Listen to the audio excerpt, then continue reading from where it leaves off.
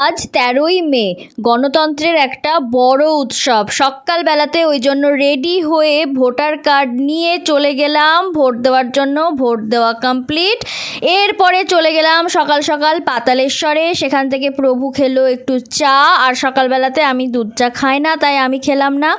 এরপরে চলে আসলাম বাড়িতে। আসার পথে ডাল পুরি নিয়ে আসলাম, আর তার সাথে বেলের শরবত। ব্রেকফাস্টটা দারুণ হলো, আর বেলের শরবতটা এত ভালো লাগে আমার, আমি একটু বেশিই খেয়েছিলাম। তারপরে স্নান টান সেরে চলে গেলাম ঠাকুর ঘরে। আজকে একটা ছুটির দিন। খুব মনের মতন করে রাধাকৃষ্ণকে সাজালাম, এরপরে পুজো দিলাম, তারপরে লাঞ্চ করলাম মাছ আর চিকেন দিয়ে। এরপরে সন্ধেবেলা মিনুকেও একটু জলখাবার দিলাম, আর তার সাথে সাথে বাবার আদেশে বানালাম সবার জন্য স্যান্ডউইচ। সবার ভীষণ ভালো লেগেছে, নন্দিনীরাও এসেছিল। সবাই মিলে দারুণভাবে আমরা এনজয় করলাম।